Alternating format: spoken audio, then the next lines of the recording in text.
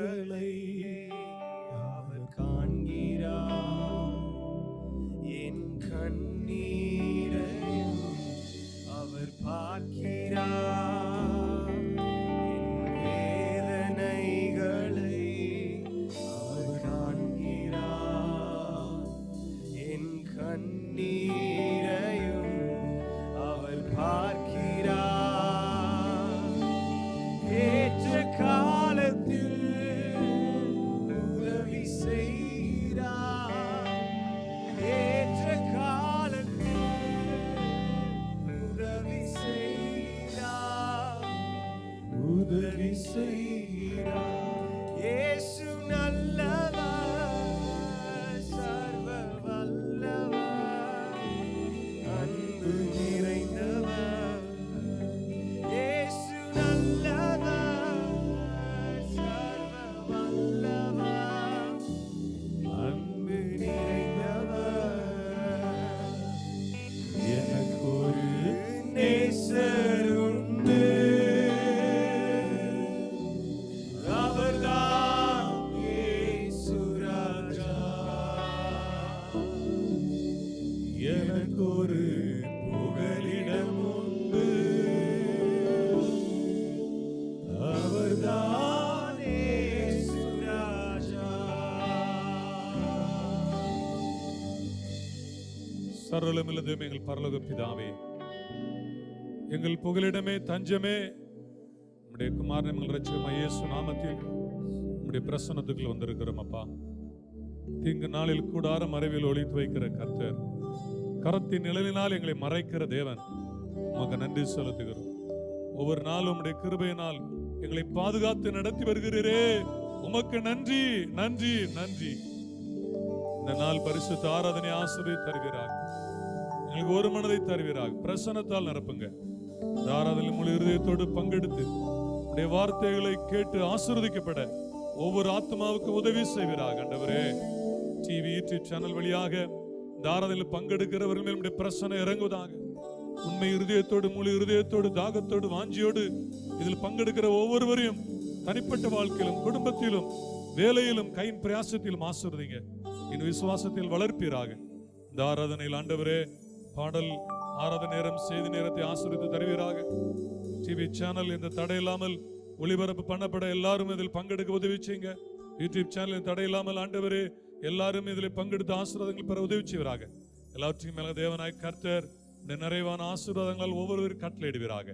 இயேசுவின் நாமத்தில் பிதாவே, ஆமென். கர்த்தருக்கு மகிமையுண்டாவதாக. ஆண்டவர் இயேசு நாமத்தில் உங்களை யாவரையும் வாழ்த்துகிறோம், உங்களை வரவேற்கிறோம். இந்த ஆராதனையில் எங்களோடு இணைந்து ஆராதிக்கும்படியாக கூடி வந்திருக்கிற உங்களை யாவரையும் கர்த்தர் ஆசீர்வதிப்பாராக. ஒரு மனதோடு இந்த ஆராதனை முழுவதும் நீங்கள் பங்கெடுங்கள்.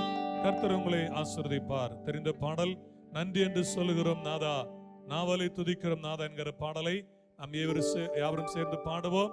கர்த்தருக்கு நன்றி இதயத்தோடு பாடி கர்த்தரை மகிமைப்படுத்துவோம்.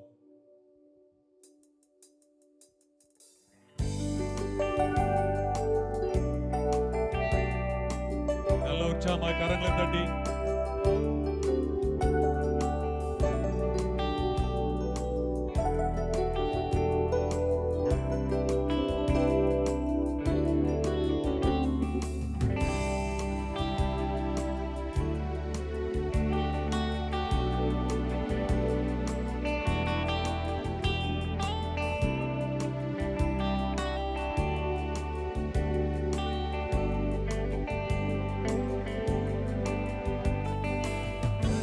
என்று சொல்லுகிறோம் நாதா, நாவாலே துதிக்கிறோம் நாதா. நன்றி என்று சொல்லுகிறோம் நாதா, நாவாலே துதிக்கிறோம் நாதா. நன்றி செலுத்துங்க. நன்றி இயேசு ராஜா, நன்றி இயேசு ராஜா, நன்றி இயேசு ராஜா, நன்றி இயேசு ராஜா. கடந்த நாட்கள் காத்தீரே நன்றி ராஜா, கடந்த நாட்கள் காத்தீரே நன்றி ராஜா. புதிய நாளை தந்தீரே நன்றி ராஜா, புதிய நாளை தந்த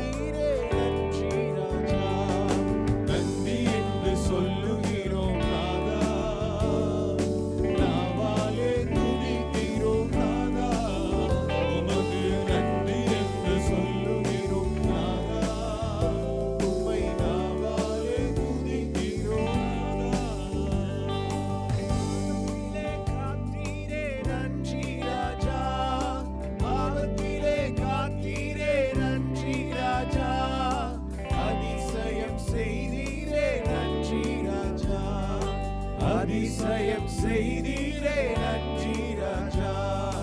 நன்றி என்று சொல்லுகிறோம் நாதா, நாவாலே துதிக்கிறோம் நாதா.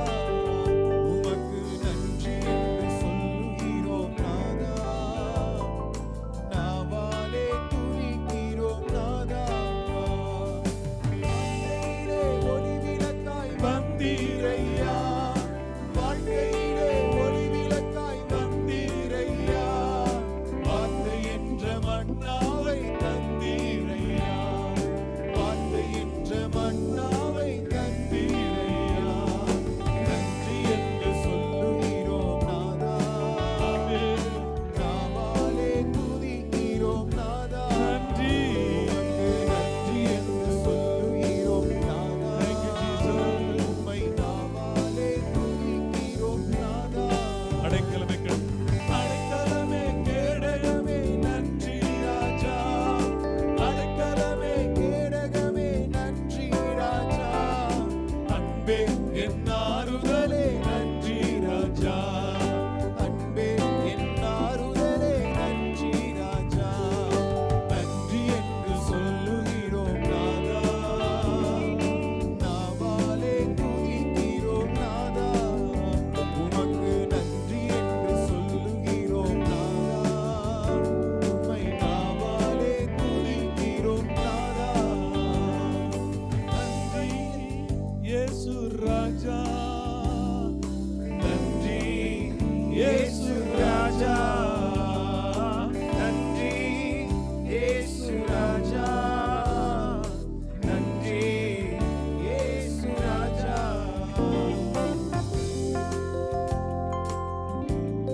துதிய நாடை அணிந்து துயரமெல்லாம் மறந்து துதித்து மகிழ்ந்திருப்போம். இந்த ஞாயிற்றுக்கிழமை ஆராதனை நேரத்துல கர்த்தரை துதித்து மகிழ்ந்திருங்கள். கர்த்தருக்குள் மகிழ்ச்சியாயிருங்க. கர்த்தர் உங்களை ஆசீர்வதிப்பார். நாடை அணிந்து துயரமெல்லாம் மறந்து துதித்து மகிழ்ந்திருப்போம். நம் தூயவரில் மகிழ்ந்திருப்போம். துதி நாடை அணிந்து துயரமெல்லாம் மறந்து துதித்து மகிழ்ந்திருப்போம். நம் தூயவரில் மகிழ்ந்திருப்போம். இந்த நாள் இந்த நாள் கர்த்தர் தந்த நாள், மகிழ்ச்சியோடு இதிலே களிகூருவோம். இந்த நாள் கர்த்தர் தந்த நாள், இதிலே களிகூருவோம். புலம்பல் இல்ல, இனி அழுகை இல்ல, இன்று புசித்து பொழுது கொண்டாடுவோம். புலம்பல் இல்ல, இனி அழுகை இல்ல, இன்று புசித்து பொழுது கொண்டாடுவோம். துதித்து துதித்து மகிழ்ந்திருப்போம். நம் துயரம் அனைத்தும் மறந்திருப்போம். துதித்து துதித்து மகிழ்ந்திருப்போம். நம் துயரம் அனைத்தும் மறந்திருப்போம். துதி நாடை அணிந்து துயரமெல்லாம் மறந்து துதித்து மகிழ்ந்திருப்போம். நம் தூயவரில் மகிழ்ந்திருப்போம். துதி நாடை அணிந்து துயரமெல்லாம் மறந்து துதித்து மகிழ்ந்திருப்போம். நம் தூயவரில் மகிழ்ந்திருப்போம். கர்த்தருக்குள் கர்த்தருக்குள் நாம் மகிழ்ந்திருப்போம். அதுதானே நமது பலன். கர்த்தருக்குள் நாம் மகிழ்ந்திருந்தால் அதுதானே நமது பலன். எத்தனையோ நன்மை செய்தவரை இன்று ஏற்றி போற்றி புகழ்ந்திடுவோம். எத்தனையோ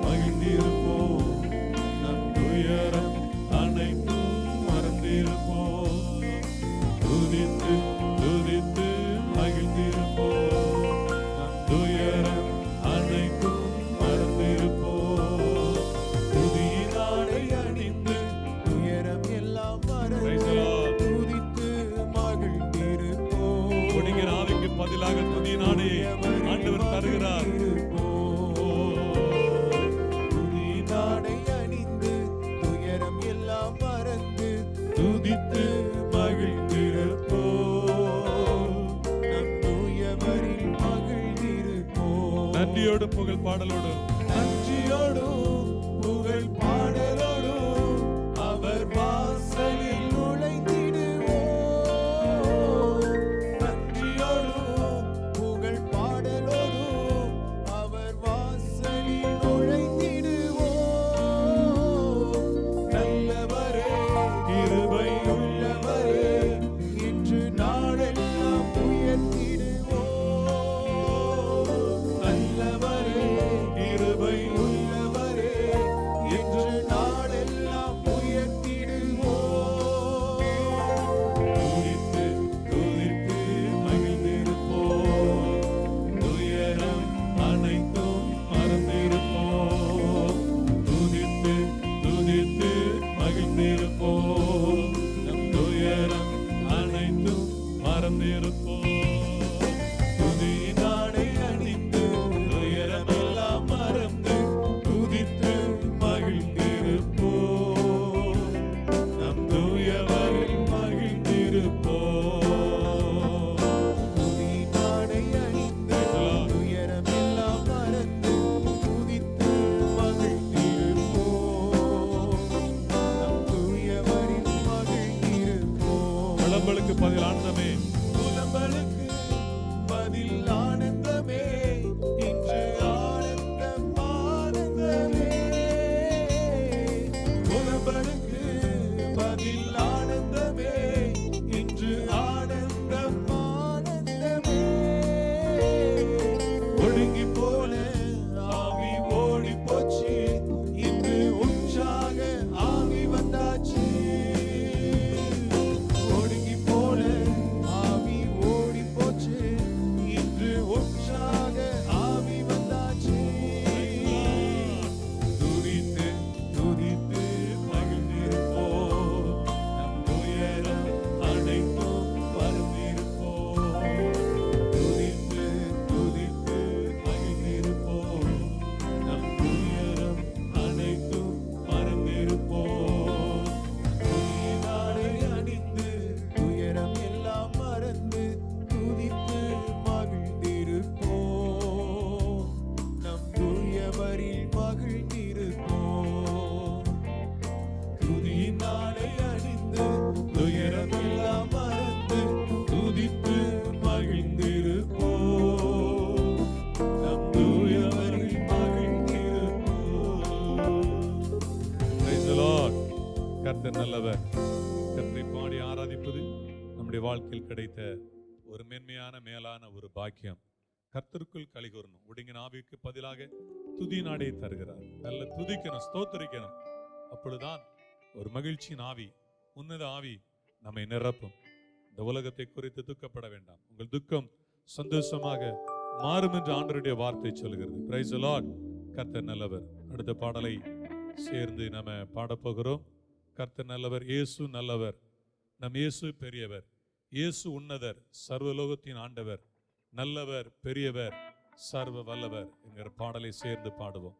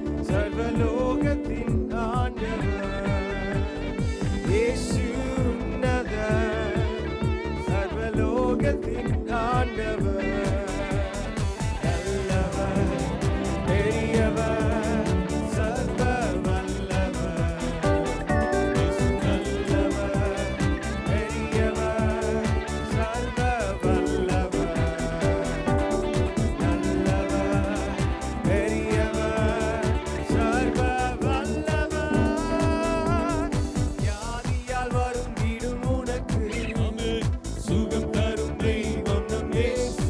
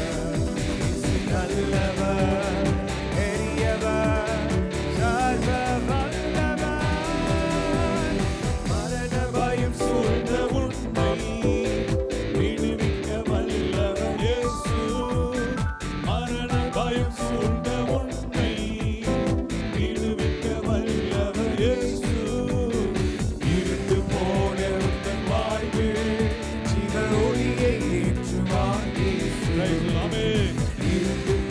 வாழ்க்கையில் ஒளியேற்றுவார். வாழ்க்கை வெளிச்சமாக மாறும். உன் இருள் மாறும். இயேசு நல்லவர், இயேசு பெரியவர், இயேசு உன்னதர், சர்வலோகத்தின் ஆண்டவர். இயேசு உன்னதர், சர்வலோகத்தின் ஆண்டவர். நல்லவர், பெரியவர், சர்வ வல்லவர். இயேசு நல்லவர், பெரியவர், சர்வ வல்லவர். இயேசு நல்லவர், பெரியவர், சர்வ வல்லவர். ஏமாற்றம் நிறைந்த உன் வாழ்வில் ஏமாற்றம் மாறும். நம்பிக்கை கொடுப்பவர் இயேசு. ஆமென். ஏமாற்றம் நிறைந்த உன் தோல்விகள் மாறும். புது நம்பிக்கை கொடுப்பவர் தோல்வியை ஜெயமாய் மாற்றுவார். தோல்வி சந்தித்த உனக்கு ஜெயத்தை தருபவர் இயேசு. Amen. தோல்வி சந்தித்த உனக்கு ஜெயத்தை தருபவர் இயேசு. இயேசு நல்லவர். இயேசு நல்லவர், இயேசு பெரியவர், இயேசு உன்னதர், சர்வலோகத்தின் ஆண்டவர். இயேசு உன்னதர், சர்வலோகத்தின் ஆண்டவர். நல்லவர், பெரியவர், சர்வ வல்லவர். இயேசு நல்லவர், பெரியவர், சர்வ வல்லவர். இயேசு நல்லவர், பெரியவர், சர்வ வல்லவர். Praise the Lord. அப்படியே எழும்பி நின்று கண்களை மூடி கர்த்தரை ஆராதிப்போம். Praise the Lord. Hallelujah. ஒரு மனதோடு கூட இயேசு பெரியவர், இயேசு சர்வ வல்லவர், உன் தோல்வியை வெற்றியாக மாற்றுகிறவர், உன்னை ஆதரிக்கிற தேவன். Hallelujah. உன்னை நேசிக்கிற தெய்வம் இயேசு. உன்னை கைவிடாதவர், கலங்க வேண்டாம். கர்த்தர் உங்களோடு இருந்து உங்களை நடத்த வல்லவராயிருக்கிறார். நம்முடைய ஆராதனைக்குள்ள வாசமானகிறவர். நீ ஆராதித்து துதிக்கும் பொழுது உன் மத்தியில் இருந்து உன்னை உங்கள் குடும்பத்தை நடத்த வல்லவராயிருக்கிறார். கர்த்தரை ஆராதிப்போம், இயேசு நாமத்தை உயர்த்துவோம். ஹல்லேலூயா, ஹல்லேலூயா. ஆமென். ஆண்டவரே,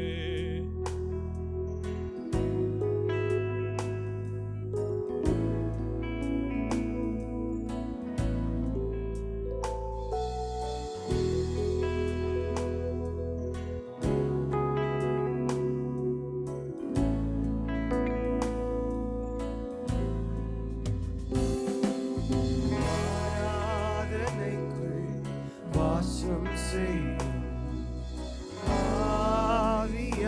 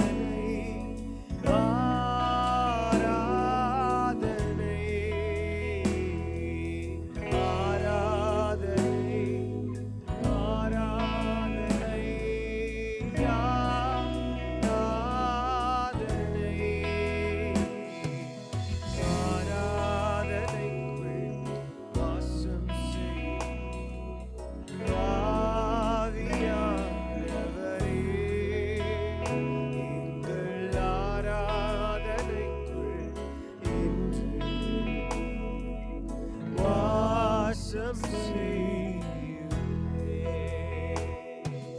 சீனாய் மலையில் வாசம் செய்யும் சீயோன் உச்சியிலும் கண்மாலை வெடிப்பில் வாசம் செய், என்னில் நீ வாசம் செய்யும். சீனாய் மலையில் வாசம் செய், சீயோன் உச்சியிலும் கண்மாலை வெடிப்பில் வாசம் செய், என்னில் நீ வாசம் செய்யும். அல்லேலூயா ஆராதனை, அல்லேலூயா ஆராதனை, அல்லேலூயா ஆராதனை, அல்லேலூயா ஆராதனை, ஆராதனை,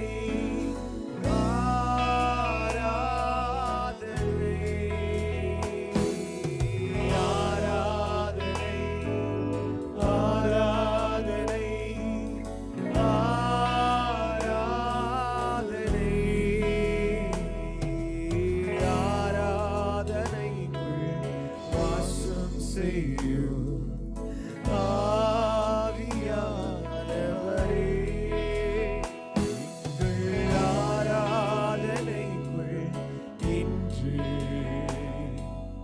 வாசம் செய்யுமே. கல்வாரியின் நன்மையிலே கண்டு விரைந்தோடி வந்தேன். கல்வாரியின் நன்மையிலே கண்டு விரைந்தோடி வந்தேன்.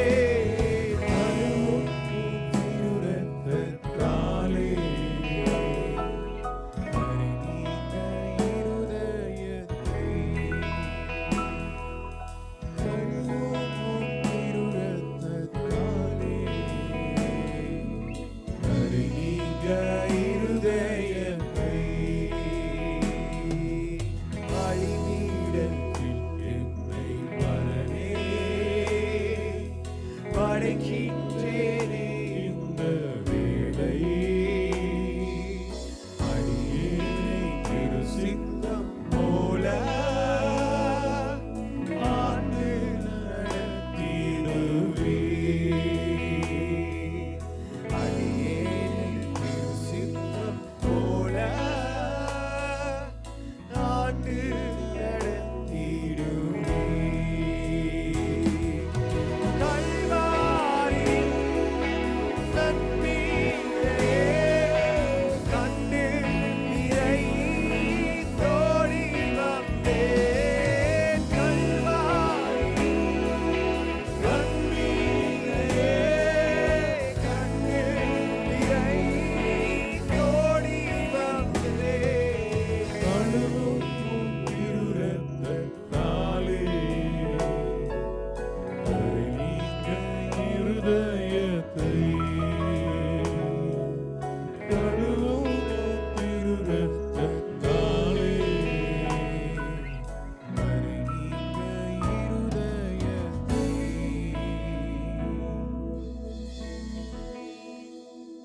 ஆண்டவரே, நாங்கள் உம்மை ஆராதிக்கிறோம்.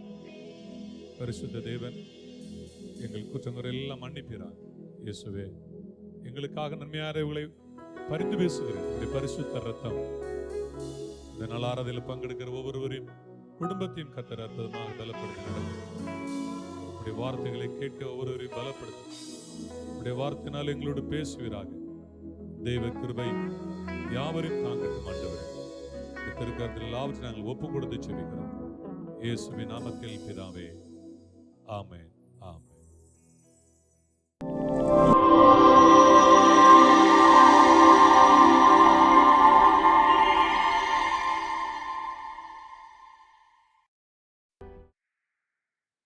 கர்த்தருடைய நாமம் மகிமைப்படுவதாக.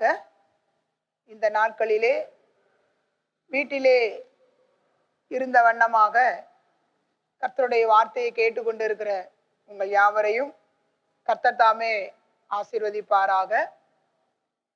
கடந்த சில நாட்களாக, சில வாரங்களாக நீதிமொழிகளின் புத்தகம் 25ஆம் அதிகாரம் 11ஆம் வசனத்திலிருந்து 11ஆம் வசனத்தில் ஏற்ற சமயத்தில் சொன்ன வார்த்தை வெள்ளித்தட்டில் வைக்கப்பட்ட பொற்பழங்களுக்கு சமானம் என்ற அந்த வேத வசனத்தின் கீழ் இந்த நாட்களிலே நமக்கு தேவையான வார்த்தைகள், இந்த காலகட்டத்திலே நமக்கு தேவையான வார்த்தைகள் வேதாகமத்திலே ஏராளமாக இருக்கிறது. அதன்படி கடந்த நாட்கள் வரை நாம் 5 வார்த்தைகளை குறித்து நாம் பார்த்தோம். எழுந்திரு, விழித்திரு, நிலைத்திரு, காத்திரு, பிழைத்திரு. கடந்த நாட்களிலே பிழைத்திரு என்ற வார்த்தையில் எசேக்கியேல் 16ஆம் அதிகாரம் 6ஆம் வசனத்திலே வாசிக்க கேட்போம். எசேக்கியேல் 16:6. நான் உன் அருகே கடந்து போகும்போது மிதிக்கப்படுவதற்கு ஏதுவாய் நீ உன் இரத்தத்தில் கிடக்கிறதை கண்டு உன் இரத்தத்தில் கிடக்கிற உன்னை பார்த்து பிழைத்திரு என்றேன். ஆம், உன் இரத்தத்தில் கிடக்கிற உன்னை பார்த்து பிழைத்திரு என்று சொன்னேன். இங்கே பிழைத்திரு என்ற அந்த வார்த்தையை தலைப்பாக கொண்டு கடந்த நாட்களிலே, கடந்த வாரத்திலே எசேக்கியேல் அந்த 16ஆம் அதிகாரத்திலுடைய சம்பவத்தின் சுருக்கத்தை குறித்து கடந்த வாரத்திலே நாம் பார்த்தோம். ஜெருசலேமின் பாவங்களையும் அதன் அருவருப்புகளையும் தேவன் தீர்க்கதரிசி மூலமாக வெளிப்படுத்தினதை அந்த அதிகாரத்திலே நாம் வாசிக்கிறோம். மாத்திரமல்ல, ஜெருசலேமுக்கு தேவனுடைய அநாதி தீர்மானத்தின்படி அவருடைய கிருபையினாலே ஜெருசலேமுக்கு செய்கிறதான காரியங்களை குறித்து நம்ம கடந்த வாரத்திலே ஒரு 4 காரியங்களை பார்க்க ஆவியானவர் நமக்கு உதவி செய்தார். அதிலே 10 விதமான காரியங்களை நாம் அங்கே பார்க்க முடியும். அதிலே 4 காரியங்களை கடந்த வாரத்திலே நாம் பார்த்தோம். இந்த வாரத்திலே ஒரு 3 காரியங்களை நாம் தியானிக்க பரிசுத்த ஆவியானவர் நமக்கு உதவி செய்வாராக. நம்முடைய வரிசையின்படி 5வது காரியமாக எசேக்கியேல் 16ஆம் அதிகாரத்திலே ஜெருசலேமுக்கு தேவனுடைய கிருபையின்படி செய்யப்பட்ட காரியங்களில் 5வது காரியத்தை நாம் பார்க்க போகிறோம். எசேக்கியேல் 16ஆம் அதிகாரம் 10ஆம் வசனம். சாயம் தீர்த்த பாதரட்சைகளை உனக்கு தரித்து, சாயம் தீர்த்த பாதரட்சைகளை உனக்கு தரித்து. 5வது காரியம். 4வது காரியம் சித்திர தையலாடை. 5வது காரியம் சாயம் தீர்த்த பாதரட்சைகளை உனக்கு தரித்து என்று சொல்லி நாம் அங்கே பார்க்கிறோம். மிருகங்களின் தோளினால் செய்யப்பட்ட காலணிகள். சாயம் தீர்ந்த பாதரட்சை என்று சொல்லும் போது மிருகங்களின் தோளினால் செய்யப்பட்ட காலணிகள். இதை தேவனுடைய பிள்ளைகளாகிய நமக்கு ஆவிக்குரிய அர்த்தத்திலே நாம் எடுத்துக்கொள்ள வேண்டிய காரியம் என்னவென்றால், தேவனுடைய பிள்ளைகளாகிய நமக்கு தேவன் தரித்து கொள்ளும்படியாக வைத்திருக்கிறதான காரியங்களை குறித்து இந்த நாட்களிலே பார்க்க போகிறோம். சாயம் தீர்ந்த பாதரட்சிகளை உனக்கு தரித்து. அப்ப தேவனுடைய மகா பெரிய கிருபையினாலே ரட்சிக்கப்பட்ட பின் நம்முடைய சாபங்கள், பாவங்கள் எல்லாவற்றையும் கர்த்தர் மாற்றின பின்பு நமக்கு 5வது காரியமாக தேவன் செய்கிற காரியம் என்னவென்றால், நாம் தரித்து கொள்ள வேண்டிய காரியங்களை தேவன் நமக்கு முன்பாக வைக்கிறார். தேவனுடைய பிள்ளைகள் தரித்து கொள்ள வேண்டிய காரியங்கள் வேதாகமத்திலே ஏராளமாக சொல்லப்பட்டிருக்கிறது. நாம் அவைகளை தரித்து கொண்டால் இம்மையிலும் மறுமையிலும் பிழைத்திருப்போம் என்பது நிச்சயம். தேவனுடைய பிள்ளைகளாகிய நாம் தரித்து கொள்ள வேண்டிய காரியங்கள், முதலாவதாக கலாத்தியர் 3:27 நாம் வாசிக்கும் போது, கிறிஸ்துவை நீங்கள் தரித்து கொள்ள வேண்டும். அங்கே நாம் பார்க்கிறோம், கிறிஸ்துவுக்குள்ளாக ஞானஸ்நானம் பெற்றவர்கள் எத்தனை பேரோ அத்தனை பேரும் கிறிஸ்துவை தரித்து கொண்டீர்களே என்று அங்கே கலாத்திய சபையாருக்கு அப்போஸ்தலனாகிய பவுல் எழுதுகிறதை, நிருபம் எழுதுகிறதை நாம் பார்க்கிறோம். முதலாவதாக நாம் கிறிஸ்துவை தரித்து கொள்ள வேண்டும். தேவனுடைய பிள்ளைகளாகிய நாம் கிறிஸ்துவை தரித்து கொள்ள வேண்டும்.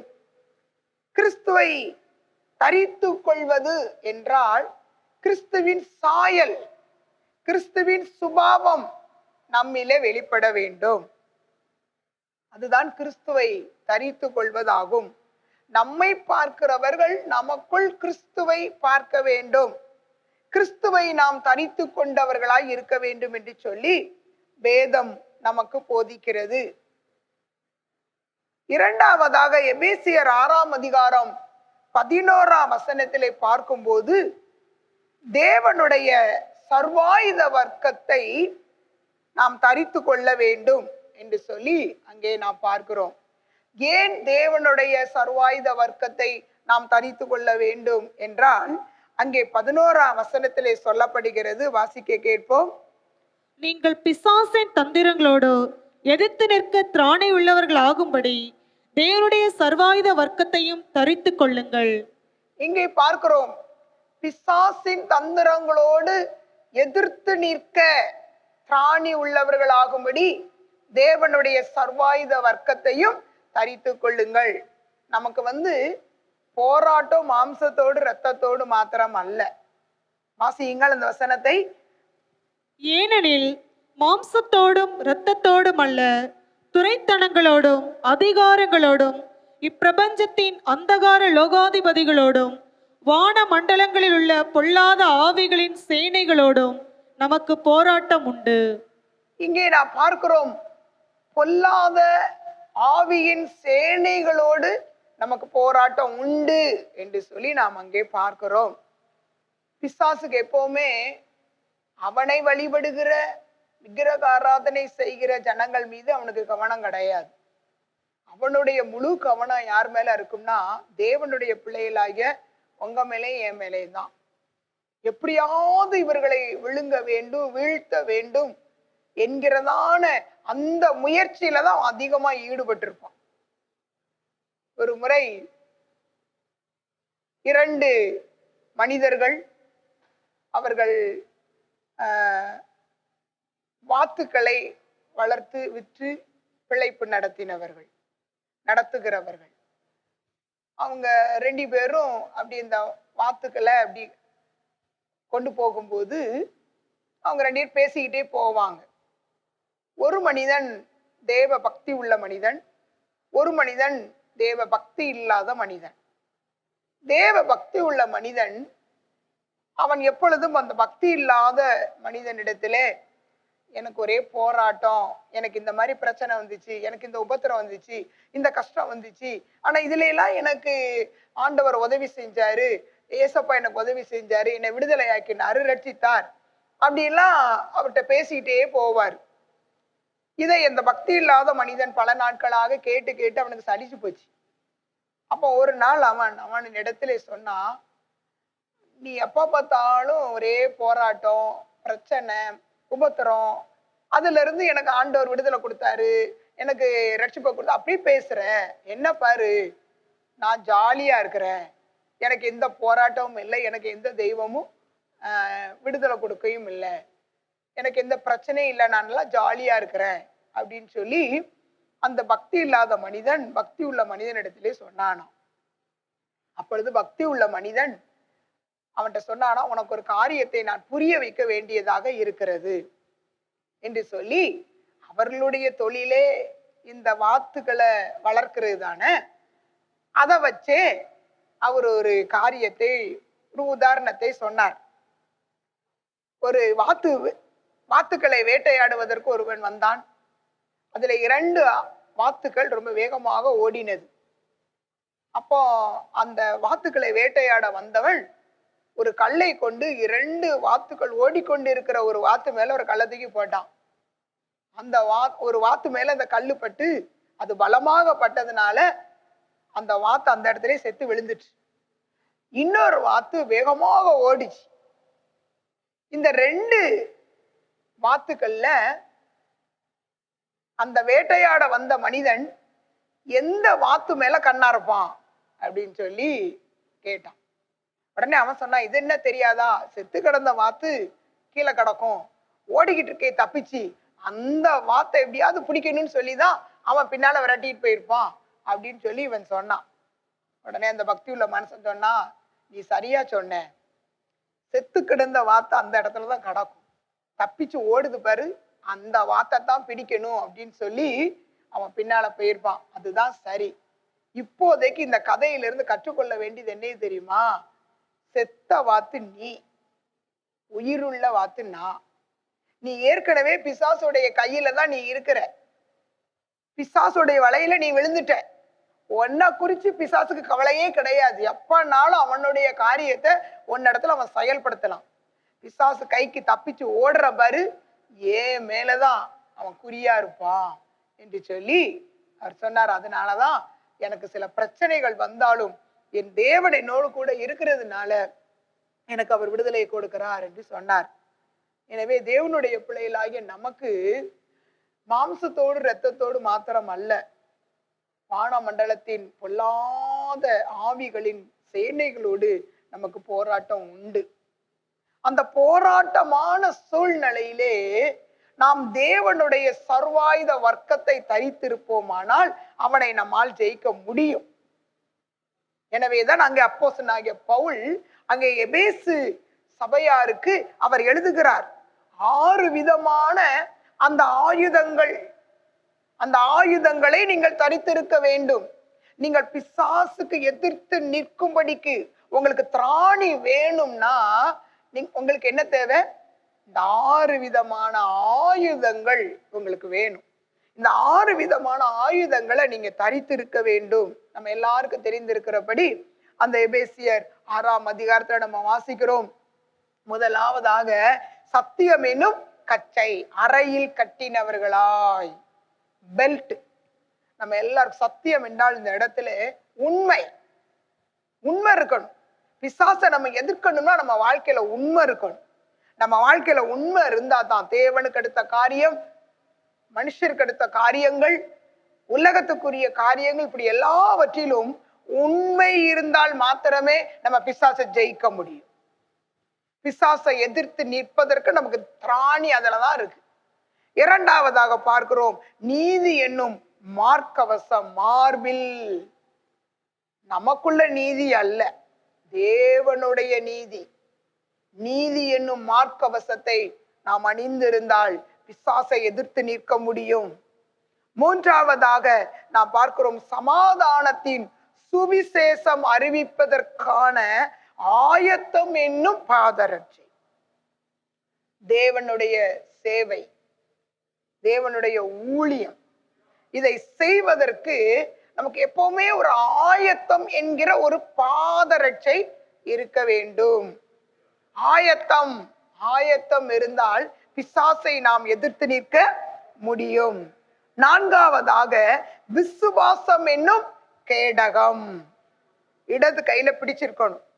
அங்க வாசிக்கும் போது அந்த இடத்துல எல்லாவற்றிற்கும் மேலாக விசுவாசம் என்னும் கேடகம் என்று சொல்லி நாம் அங்கே பார்க்கிறோம். எல்லாவற்றுக்கும் மேலா மற்ற எல்லா ஆயுதங்களை காட்டிலும் அந்த விசுவாசம் என்னும் ஆயுதம் ரொம்ப ரொம்ப முக்கியமானது. ஏனென்றால் பிசாசு அந்த விசுவாசத்தை தான் அவன் தாக்க வருவான். எனவே தேவனுடைய பிள்ளைகளாகிய நாம் விசுவாசம் என்னும் கேடகத்தை நம்முடைய கைகளிலே பிடித்திருக்க வேண்டும். அப்பொழுதுதான் பிசாசை நாம் எதிர்த்து நிற்க முடியும். விசுவாசம் என்னும் கேடகம். அடுத்து ஐந்தாவதாக பார்க்கும்போது ரட்சிப்பு என்னும் தலைச்சீரா, ஹெல்மெட். ரட்சிப்பு என்னும் தலைச்சீரா. ரட்சிப்பு தான் ஃபர்ஸ்ட் தலை. ஏன்னா ரட்சிப்பு தான் நமக்கு ஆவிக்குரிய வாழ்க்கையில நம்ம ஸ்டார்ட் பண்றோம். இப்ப ரட்சிப்பு என்னும் தலைச்சீரா என்று சொல்லி அங்கே பார்க்கிறோம். அந்த ரட்சிப்பின் காரியத்திலே நாம் மிக கவனமாக இருக்க வேண்டும். அப்பொழுதுதான் நாம் பிசாசை எதிர்த்து நிற்க முடியும். ஆறாவதாக தேவ வசனமாகிய ஆவியின் பட்டயம். இதுல 5 ஆயுதங்கள், அது காக்கும் ஆயுதங்கள். ஆறாவது சொல்லப்பட்டிருக்கிற ஆயுதம் தாக்கும் ஆயுதம், பிசாசை தாக்கும் ஆயுதம். எனவே தேவனுடைய பிள்ளைகளாகி நாம் பிசாசின் தந்திரங்களுக்கு எதிர்த்து நீக்க திராணி உள்ளவர்களாகும்படி தேவனுடைய சர்வாயுத வர்க்கத்தை நாம் தரித்து கொள்ள வேண்டும் என்று சொல்லி வேதத்திலே நாம் பார்க்கிறோம். எனவே ஆண்டவருடைய பிள்ளைகளாகி நாம் தரித்து கொள்ள வேண்டியது, பிசாசின் தந்திரங்களோடு எதிர்த்து நிற்க திராணி உள்ளவர்களாக நாம் தேவனுடைய சர்வாயுத வர்க்கத்தை தரித்து இருக்க வேண்டும். மூன்றாவதாக எபேசியர் 4ஆம் அதிகாரம் 24ஆம் வசனத்திலே வாசிக்கும் போது, மெய்யான நீதியிலும் பரிசுத்தத்திலும் தேவனுடைய சாயலாக சிருஷ்டிக்கப்பட்ட புதிய மனுஷனை தரித்து கொள்ளுங்கள். வாசியுங்கள் வசனத்தை. மெய்யான நீதியிலும் பரிசுத்தத்திலும் தேவனுடைய சாயலாக சிருஷ்டிக்கப்பட்ட புதிய மனுஷனை தரித்து கொள்ளுங்கள்.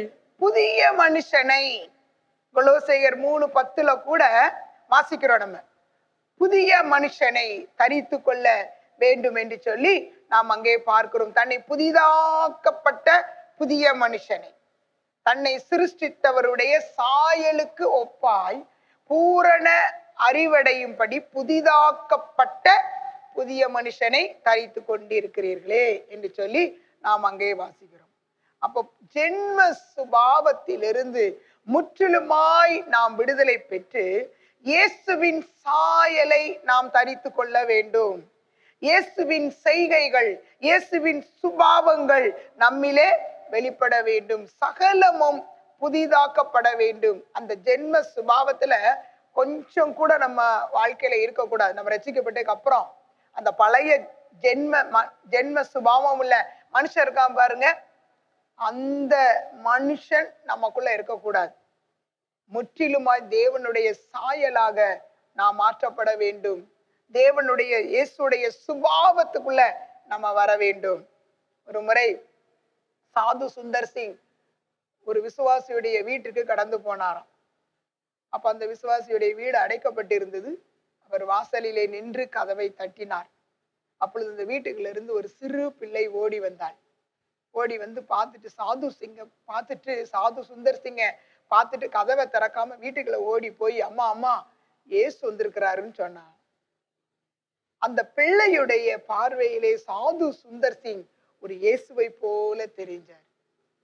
இதுதான் இயேசுவை நம்ம தரித்து கொள்வது. இதுதான் இயேசுடைய சாயலை நாம் தரித்து கொள்வது. இதுதான் நம்மை பார்க்கிறவர்கள் நம்மில் இயேசுவின் சாயலை பார்க்கணும். நம்மை பார்க்கிறவர்கள் இயேசுடைய சுபாவத்தை பார்க்கணும். எனவேதான் அங்க பார்க்கிறோம், புதிய மனுஷன், தேவனுடைய இயேசுடைய சாயலான புதிய மனுஷனை நாம் தரித்து கொள்ள வேண்டும் என்று சொல்லி வேதத்திலே வாசிக்கிறோம். அதன் பின்பதாக 1 பேதுரு 4ஆம் அதிகாரம் 1ஆம் வசனத்திலே வாசிக்கிறோம். இப்படி இருக்க கிறிஸ்து நமக்காக மாம்சத்திலே பாடுபட்டபடியால் நீங்களும் அப்படிப்பட்ட சிந்தையை ஆயுதமாக தரித்து கொள்ளுங்கள். இங்கே நான் பார்க்கிறோம், அந்த 1ஆம் வசனத்திலிருந்து 4ஆம் வசனம் வரைக்கும் உங்களுக்கு நான் சொல்லுகிறேன். கிறிஸ்துவின் சிந்தையை ஆயுதமாக தரித்து கொள்ள வேண்டும் என்று சொல்லி பார்க்கிறோம்.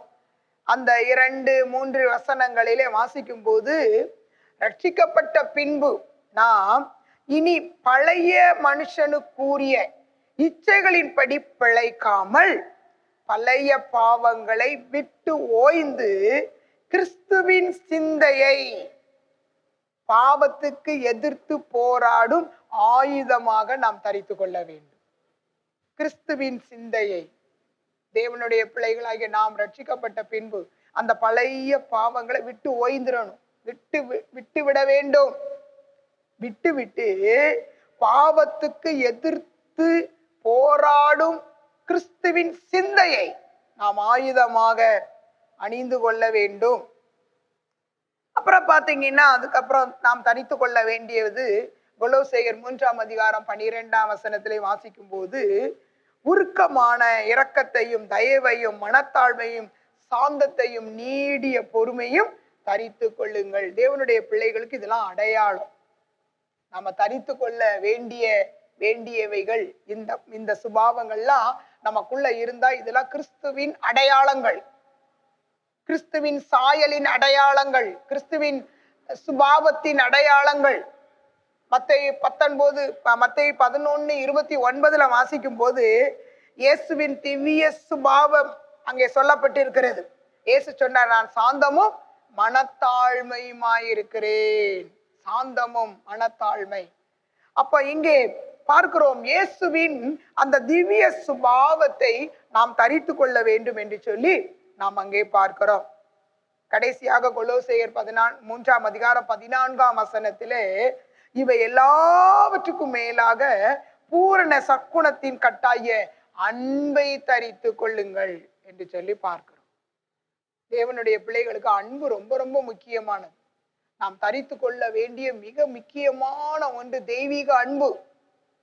அந்த தெய்வீக அன்பை நம்ம எல்லாருமே தரித்திருக்க வேண்டும். கிறிஸ்தவர்கள் என்றால் இயேசுடையவர்கள், கிறிஸ்துடையவர்கள் என்றாலே அன்புதான். ஏனென்றால் வேதத்திலே 1 யோவான் 4:8 வாசிக்கிறோம், அன்பில்லாதவன் தேவனை அறியான். அன்பில்லாதவங்களுக்கும் தேவனுக்கும் எந்த சம்பந்தமே இல்லை. எனவே அன்பு ரொம்ப ரொம்ப முக்கியமானது. அன்பை நாம் தரித்து கொள்ள வேண்டும் என்று சொல்லி பார்க்கிறோம். ரோமர் 12:9 உங்களுடைய அன்பு மாயமற்றதாக இருப்பதாக. அன்பு கூறுற மாதிரி நடிக்க கூடாது. அன்பு சுபாவம் உள்ளவங்க மாதிரி நடிக்க கூடாது. அன்பா இருக்கிறவங்க போல நடிக்க கூடாது. உங்களுடைய அன்பு மாயமற்றதாக இருப்பதாக என்று வேதத்திலே நாம் வாசிக்கிறோம்.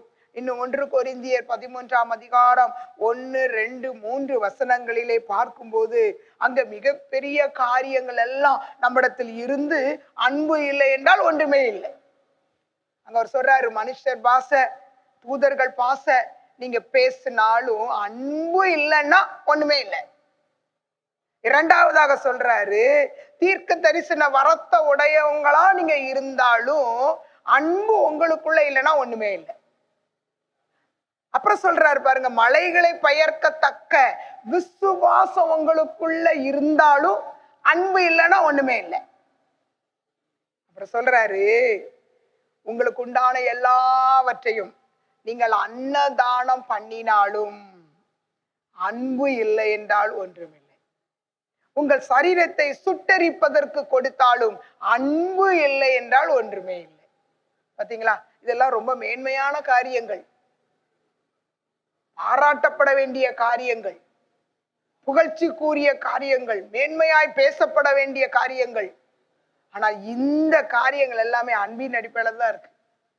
இதெல்லாம் இருந்து இப்படி இத்தனை மேன்மையான காரியங்கள் எல்லாம் நம்ம கிட்ட இருந்தும் அன்பு இல்லைன்னா ஒண்ணுமே இல்லை. எனவே தேவனுடைய பிள்ளைகளாகிய நாம் கிறிஸ்துவின் அன்பை தரித்தவர்களாய் இருப்போமானால் இம்மையிலும் மறுமையிலும் நாம் பிழைத்திருப்போம். தேவன் நம்மை பிழைத்திருக்க செய்வார். 6வது காரியம், தேவனுடைய கிருபையினால் நமக்கு கிடைக்கிற காரியம், ரட்சிக்கப்பட்ட பின்பு தேவன் நமக்கு கொடுக்கிற பரலோக காரியம். அங்கே வாசிக்கிறோம், எசேக்கியேல் 16:10 கட்ட மெல்லிய புடவையையும், கட்ட மெல்லிய புடவை என்று சொல்லி நாம் அங்கே பார்க்கிறோம். தின் சாரி, கட்ட மெல்லிய புடவை. மெல்லிய புடவை என்று சொல்லும் போது வெளிப்படுத்தின விசேஷம் 19:8 நாம் வாசிக்கிறோம். வாசியுங்கள். சுத்தமும் பிரகாசமுமான மெல்லிய வஸ்திரம் தரித்து கொள்ளும்படி அவளுக்கு அளிக்கப்பட்டது. அந்த மெல்லிய வஸ்திரம் பரிசுத்தவான்களுடைய நீதிகளே. பரிசுத்தவான்களுடைய நீதி. மெல்லிய புடவை, மெல்லிய வஸ்திரம் என்பது பரிசுத்தவான்களுடைய நீதியை குறிக்கிறது. வேதத்திலே நாம் பார்க்கும்போது மத்தேயு சுவிசேஷம் 11ஆம் அதிகாரம் 8ஆம் வசனம் வாசியுங்கள். மத்தேயு 11:8. அல்லவென்றால் எதை பார்க்க போனீர்கள்? மெல்லிய வஸ்திரம் தரித்த மனுஷனையோ? மெல்லிய வஸ்திரம் தரித்திருக்கிறவர்கள் அரசர் மாளிகைகளில் இருக்கிறார்கள். இங்கே நான் பார்க்கிறோம், யோவான் ஸ்நானனை குறித்து இயேசு சொல்லும் போது சொல்றாரு, மெல்லிய வஸ்திரம் தரித்திருக்கிறவர்கள் அரச மாளிகையில் இருக்கிறார்கள். யோவான் ஸ்நானனை குறித்து இயேசு சொல்றார், சாட்சி சொல்றார், சாட்சியா சொல்றார். யோவான் ஸ்நானன் அவர் வாழ்ந்த நாட்களிலே தேவ நீதியை தன்னில் நிறைவேற்றினவராய் இருந்தார். தேவ நீதியை மற்றவர்களுக்கு போதிக்கிறவராய் இருந்தார். எனவேதான் இயேசு சொன்னாரு, மெல்லிய வஸ்திரம் தரித்திருக்கிறவர்கள் அரசர் மாளிகையில் இருக்கிறார்கள் என்று சொல்லி அங்கே யோவான் ஸ்நானனை குறித்து, சிறைச்சாலையில் அடைக்கப்பட்டு இருக்கிற யோவான் ஸ்நானனை குறித்து அங்கே இயேசு கிறிஸ்து சொல்லுகிறார். அப்ப மெல்லிய வஸ்திரம் என்பது, மெல்லிய புடவை என்பது அது பரிசுத்தவான்களுடைய நீதியாய் இருக்கிறது. தேவனுடைய பிள்ளைகளாகிய நாம் இம்மையில் மாத்திரமல்ல மறுமையிலும் கிறிஸ்துவுக்குள் பிழைத்திருக்கும்படி பரிசுத்தவான்கள் என்பதற்குரிய அந்த தேவ நீதி நம்மிடத்திலே வெளிப்பட வேண்டும். பரிசுத்தவான்கள் என்றாலே அவர்களிடத்திலே தேவ நீதி வெளிப்பட வேண்டும். பாருங்க, தேவனுடைய நீதி என்று சொல்லி நாம் பார்க்கும்போது நம்முடைய வாழ்க்கையில பாருங்க, ஆளுக்கு ஒரு நீதி இருக்கும், சுய நீதி இருக்கும். இந்த நீதி எல்லாம் ஏசாயா தீர்க்கதரிசி சொல்லுகிறபடி 64ஆம் அதிகாரம் 6ஆம் வசனத்துல தீர்க்கதரிசி சொல்றாரு, நாங்கெல்லாம் தீட்டுள்ளோங்க, எங்களுடைய நீதி எல்லாம் அழுக்கான கந்தையை போல இருக்கிறது. அப்ப நம்முடைய நீதி எல்லாம் தேவனுடைய பார்வையில அழுக்கான கந்தை தான். ஏன்னா நம்ம எல்லாருக்குமே ஆளுக்கு ஒரு நீதி இருக்கும்.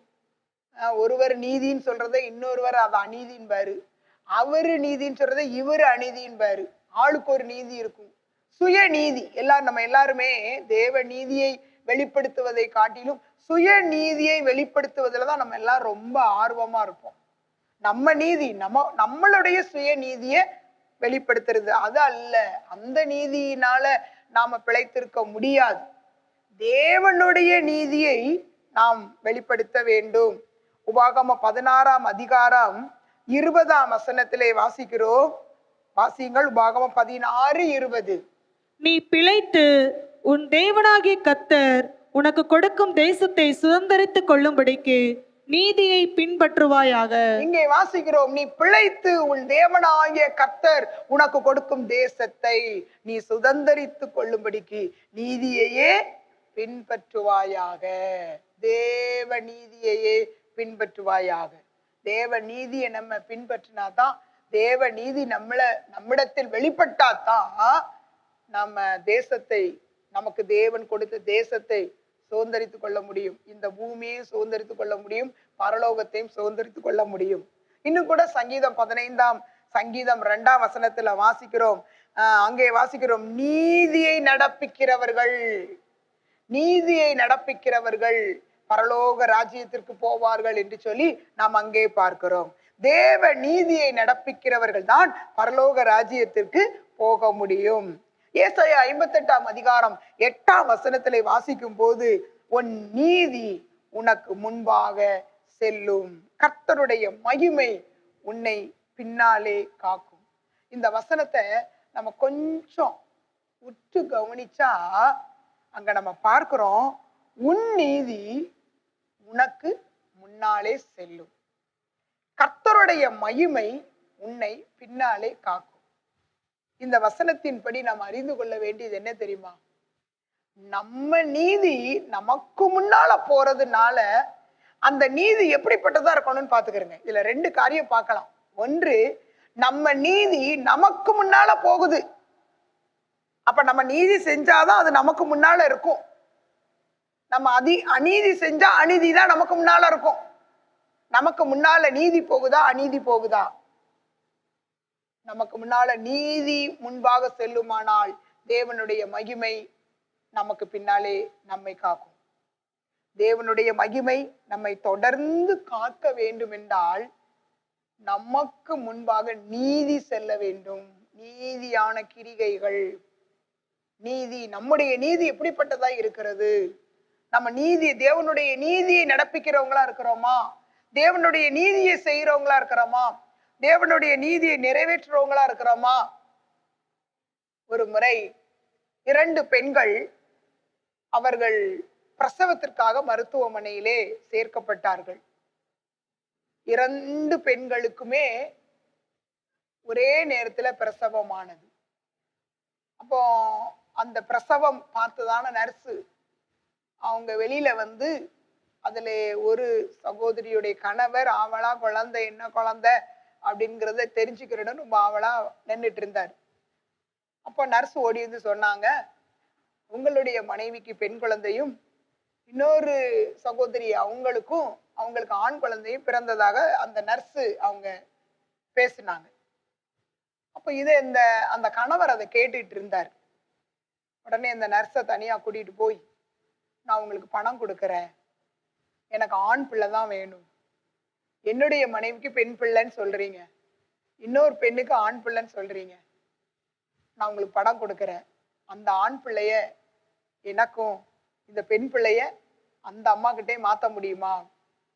அவங்க 2 பேருக்கும் அது தெரிய வேண்டாம், தெரியாம அந்த காரியத்தை நீங்க செய்யணும் அப்படின்னு சொல்லி அந்த ஆள் பணம் கொடுத்து அந்த காரியத்தை ரெடி பண்ணிட்டார். அந்த நர்ஸும் பணத்தை வாங்கிட்டு அவர்கள் 2 பேருமே மயக்க நிலையிலிருந்து தெளிவுபடுவதற்கு முன்பதாகவே அவங்க 2 பேருடைய குழந்தையும் இந்த நர்ஸ் மாத்திட்டாங்க. ஆண் பிள்ளையையும் இந்த அம்மாவுக்கு, பெண் பிள்ளையை அந்த அம்மாவுக்கு மாத்திட்டாங்க. பாருங்க, இது 2 பேருக்குமே, இது பிரசவமான 2 பெண்களுக்குமே இது தெரியாது, பிள்ளை மாற்றப்பட்டது தெரியாது. இப்படியே காலப்போக்குல 10 ஆண்டுகள் ஆகிவிட்டது. இந்த ஆண் பிள்ளையை பெற்றுக்கொண்ட அந்த மனிதர் நல்ல வசதி வாய்ப்புகள்லாம் வந்து இப்ப பாத்தீங்கன்னா ஒரு புது காரு அவங்க வாங்கியிருக்காங்க. அந்த புது கார்ல அந்த பையனை, அவருடைய அந்த திருடப்பட்ட அந்த பையனை 10 வயசு வரைக்கும் நல்லா வளர்த்து அந்த பையனை கூட்டிட்டு அவர் கார்ல போறாரு. புது கார்ல அவங்க 2 பேரும் போறாங்க. அப்படி அவங்க கார்ல போகும்போது ஒரு பஸ் ஸ்டாண்ட் பக்கம் ஒரு சிக்னல், அதுல நிக்கிறாங்க. அந்த கார்ல அவங்க உட்கார்ந்து இருக்கிறாங்க, கார் நிக்குது. அப்ப அந்த வழியாக ஒரு 10 வயது சிறுமியை கூட்டிக் கொண்டு ஒரு தாய் அந்த கார் பக்கத்துல வர்றாங்க. அந்த சிறுமி அந்த காரை தட்டி பிச்சை கேட்கிறா. அப்போ இவரு பாக்குறாரு, அந்த பெண், அந்த சிறுமியோடு வந்ததான அந்த பெண்ணை பாக்குறாரு. அந்த பெண் யார் என்றால், அந்த மருத்துவமனையிலே அந்த பிரசவத்துக்கு, தன்னுடைய மனைவி பிரசவத்துக்கு சேர்க்கப்பட்ட அதே நாளிலே சேர்க்கப்பட்டு ஆண் பிள்ளை பெற்றதான அந்த தாய், அந்த பெண். அவருக்கு பார்த்த உடனே ஷாக் ஆயிட்டு. இப்ப பிச்சை கேட்கறது யார் பிள்ளை? இவருடைய பிள்ளை. திருடப்பட்டு வளர்க்கிற பிள்ளை கார்ல நல்ல சொகுசா உட்கார்ந்து இருக்கு. பிச்சைக்காரியுடைய பிள்ளை கார்ல சொகுசா உட்கார்ந்து இருக்கு. இப்ப இவர் பாருங்க, அநீதியா செயல்படுத்தி பணம் கொடுத்து மாற்றப்பட்ட அந்த பிள்ளை இப்ப கார்ல உட்கார்ந்து இருக்கு. ஆனா இவர் பெத்த பிள்ளை பிச்சை கேக்கு. அவருக்கு ரொம்ப இருதயம் ரொம்ப அடித்து கொண்டதா, நான் பண்ணின கொடுமை, நான் செய்த அநீதியான செயல். நான் பெத்த பிள்ளை என்ன செய்யுது? ரோட்ல பிச்சை எடுக்குது. இது எனக்கு சரியான பாடம். இனி ஒருபோதும் இப்படிப்பட்ட அநீதியான செயலை நான் செய்யவே மாட்டேன்னு சொல்லி உடனடியாக அந்த தாயிடத்திலே அந்த உண்மையெல்லாம் சொல்லி அந்த பிள்ளையும் கார்ல ஏற்றிட்டு போய் தன்னோடு கூட வளர்த்தார். பார்த்தீங்களா? நம்ம என்ன காரியம் என்ன செய்யறோமோ, அநீதி செய்தா அது நமக்கு முன்னாக்கள போகும், நீதி செய்தா அது நமக்கு முன்னால போகும். எதை செய்ய போறோம்? எதை செஞ்சுக்கிட்டு இருக்கிறோம்? வேதம் சொல்லுகிறது, உன்னுடைய நீதி, உன் நீதி உனக்கு முன்பாக செல்லும், கர்த்தருடைய மகிமை உன்னை பின்னாலே காக்கும். நம்ம தேவ நீதியை நிறைவேற்றுகிறவர்களாய் இருந்தால் தேவனுடைய மகிமை நம்மை தொடர்ந்து காக்கும். எனவே தேவனுடைய பிள்ளைகளாகிய நாம் ரட்சிக்கப்பட்ட பின்பு தேவனுடைய நீதியை வெளிப்படுத்துகிறவர்களாக நாம் இருக்க வேண்டும்.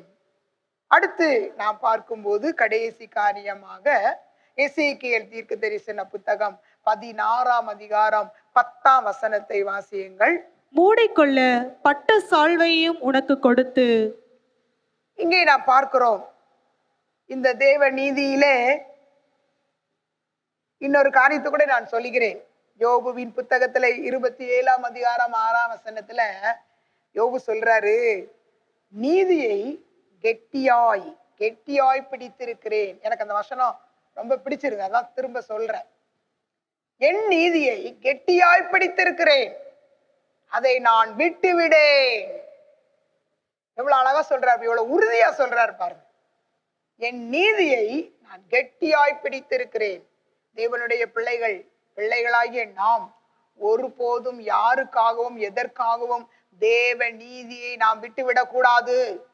அதை கெட்டியா பிடிச்சுக்கிறணும், அதை பற்றி கொண்டிருக்கணும், விடவே கூடாது.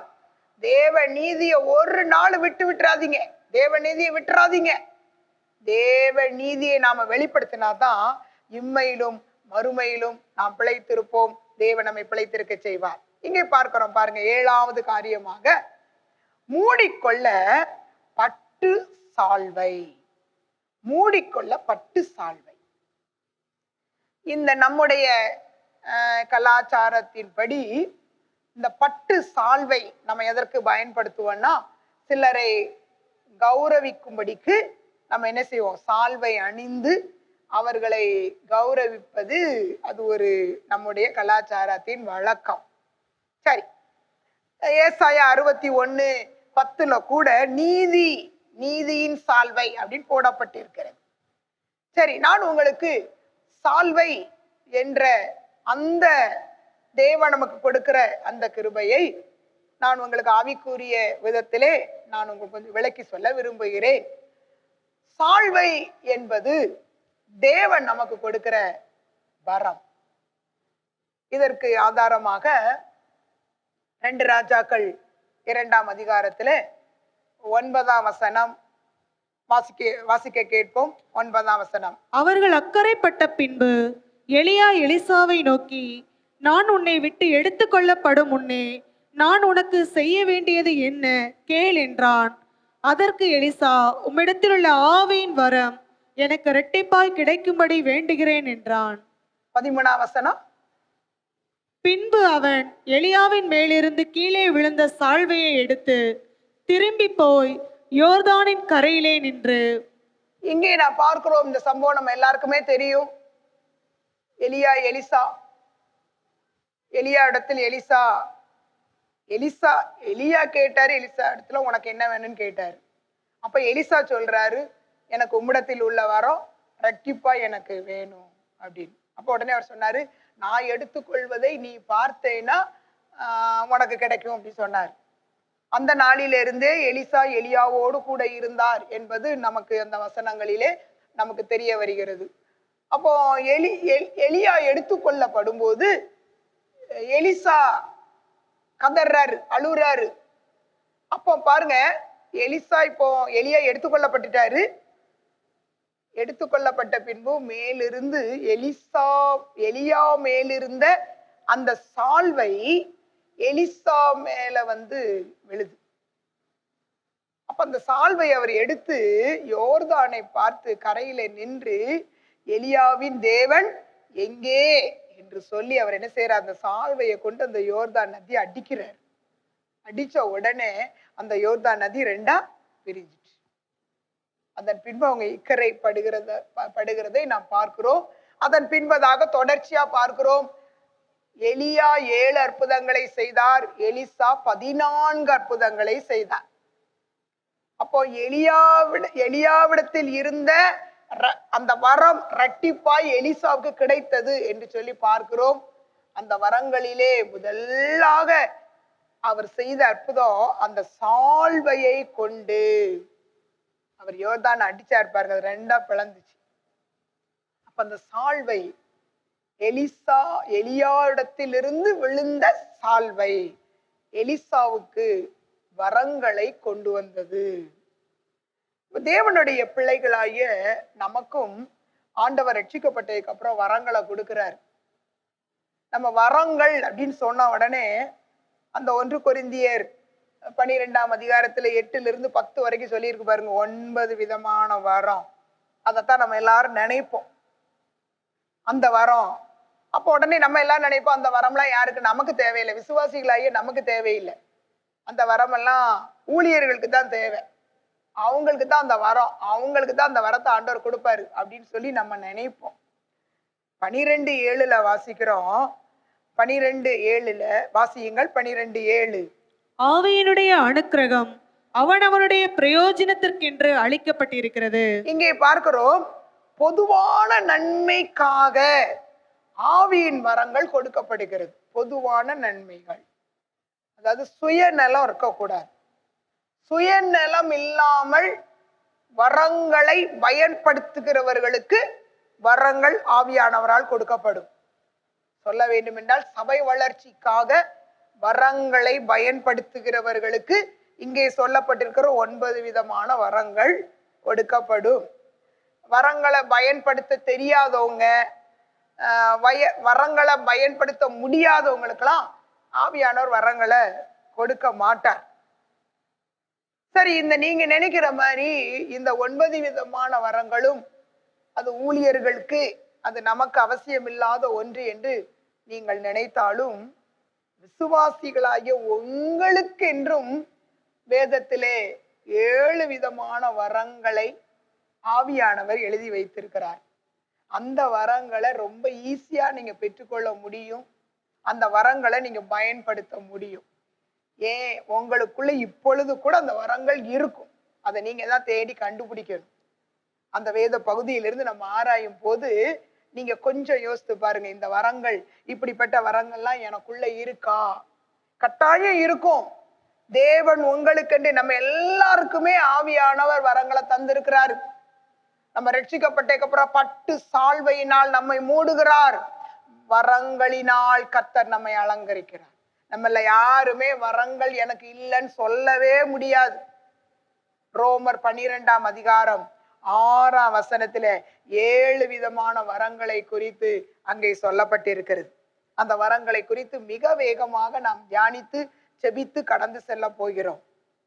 ரோமர் 12ஆம் அதிகாரத்திலே 6-8 வசனம் வரைக்கும் நம்ம வாசிக்க கேட்போம்.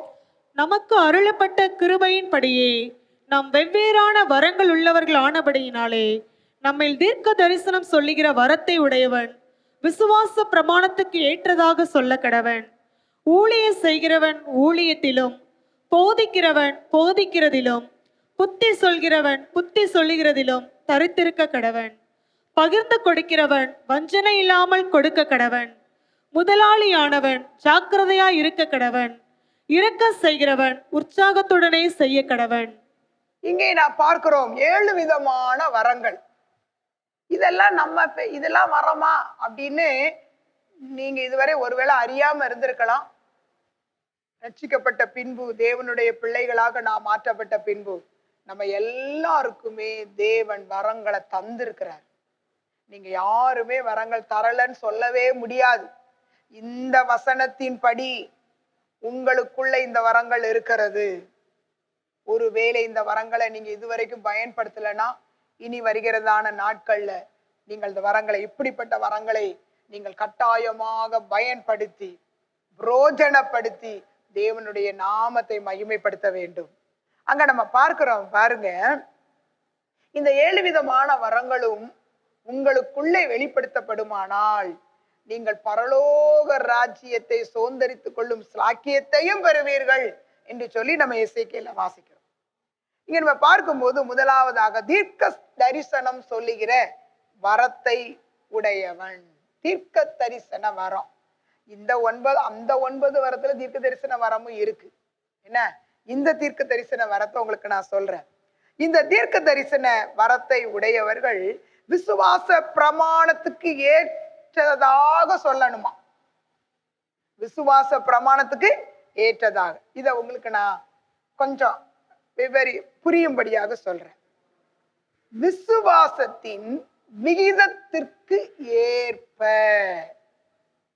இந்த வரத்தை நம்ம பயன்படுத்த, அதாவது என்னன்னா, உங்களுக்குள்ள இருக்கிற அந்த நம்பிக்கை, அந்த நம்பிக்கைய மற்றவர்களுக்கு நீங்க என்ன செய்யணும்? சொல்லி அவர்களை கிறிஸ்துவண்டை நடத்தணும். அதான் தீர்க்க தரிசன வரம். உங்களுக்குள்ள இருக்கிற நம்பிக்கை பாருங்க. இந்த நாட்கள்ல நிறைய தீர்க்க தரிசனங்களை எல்லாம் நம்ம கேட்கிறோம்.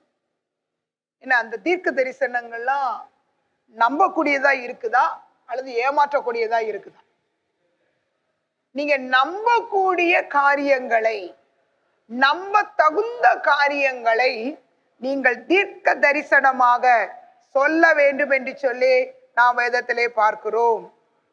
நம்பிக்கையை மற்றவர்களுக்கு ஊட்டும் தேவனுடைய வார்த்தை உங்களுக்குள்ள இருந்தால் அதை தீர்க்க தரிசனமாக உறுதியாக நீங்க சொல்லுங்க. 2 பேதுரு 1:19 வாசிக்கிறோம். அதிக உறுதியான தீர்க்க தரிசன வசனம் நமக்கு உண்டு. தேவனுடைய வார்த்தை இந்த நாட்கள்ல தீர்க்க தரிசனமாக சொல்லுங்க. ஏன்னா தேவனுடைய வார்த்தை நம்பக்கூடியது, அது நம்ப தகுந்தது. தேவனுடைய வார்த்தை ஒரு நாளும் ஏமாற்றாது. தேவனுடைய வார்த்தைய சொல்லுங்க. நம்புவதற்கு ஏதுவா தீர்க்க தரிசனத்தை சொல்லுங்க, தீர்க்க தரிசன வார்த்தைகளை சொல்லுங்க. ஏசாயா 50:4 வாசிக்கிறோம். இளைப்படைந்தவர்களுக்கு ஏற்ற வார்த்தைகளை சொல்லும்படி. இந்த நாட்கள்ல பாருங்க, சுற்றிலும் இருக்கிற ஜனங்களுக்கு நம்பிக்கையை இழந்துட்டாங்க, தைரியத்தை இழந்துட்டாங்க, பயத்தோடு திகிலோடு வாழ்ந்து கொண்டு இருக்கிறாங்க. அப்படிப்பட்டவர்களுக்கெல்லாம் அதிக தீர்க்க தரிசனமான இந்த வார்த்தைய, நம்பிக்கை கொடுக்கக்கூடிய இந்த வார்த்தைய அவங்களுக்கு சொல்லுங்க. இந்த வரம் இருக்கா? ஆண்டவருடைய வார்த்தைய சொல்லக்கூடிய அந்த வரம் உங்கள்கிட்ட இருக்கா? மற்றவர்களுக்கு நம்பிக்கையை ஊட்டக்கூடிய அந்த ஆண்டவருடைய வார்த்தையை சொல்லும் அந்த வரம் இருக்கா? நீங்க ஆண்டவருடைய வார்த்தையை சொல்றதுனால அவங்களுக்கு ஒரு புதிய நன்மை, புதிய நம்பிக்கை பிறக்கும். சோர்ந்து போய் இருக்கிறவங்க உயிர் பெறுவாங்க. அப்ப எனவே தேவனுடைய பிள்ளைகளாகிய உங்களுக்கு அந்த முதல் வரம் ஆண்டவருடைய வார்த்தைகளை, தீர்க்க தரிசனமான இந்த வார்த்தைகளை சொல்லுகிற வரம் உங்களுக்குள்ள இருக்கு. நீங்க கட்டாயம், அதாவது தீர்க்க தரிசனம்னு உடனே என்ன எங்கேயோ நடந்தது, நடக்க போறது, அதுல நிறைய தீர்க்க தரிசனங்கள்லாம் மிஸ் ஆகுது பாருங்க. அந்த மாதிரி தீர்க்க தரிசனம்லாம் வேண்டாம். ஆண்டவருடைய வார்த்தை ஒரு நாள் மிஸ் ஆகாது. இளைப்படைந்தவர்களுக்கு, சோர்வோடு இருக்கிற ஜனங்களுக்கு, நம்பிக்கை இல்லாத ஜனங்களுக்கு இந்த வார்த்தையை தீர்க்க தரிசனமா சொல்லுங்க. இதான் தீர்க்க தரிசனம், இதுலதான் உண்மையான தீர்க்க தரிசனம். இந்த வார்த்தையை சொல்லுங்க, கர்த்தர் உங்களை ஆசீர்வதிப்பார். அடுத்து பார்க்கிறோம் பாருங்க, 2வதாக நம்ம பார்க்கும்போது ஊழியம் செய்கிறவர்கள், ஊழியம் செய்யும் வரத்தை உடையவர்கள். ஊழியம் செய்வது என்றால் தொண்டு செய்பவர்கள். சாதகமற்ற சூழ்நிலையிலும் நமக்கு முன்னால எல்லா வாசல்ல அடைக்கப்பட்டிருக்கு பாருங்க, நமக்கு முன்னால எல்லா வழிகளும் தடையா இருக்கு. இந்த சூழ்நிலைகளிலும் தேவனுக்காக, தேவனுடைய ராஜ்யத்துக்காக தொண்டு செய்வது ஒரு பெரிய வரம் தான். நம்ம எல்லாம் எப்படி ஊழியம் செய்யணும்னு நினைப்போம்? சாதகமான சூழ்நிலை இருக்கணும்.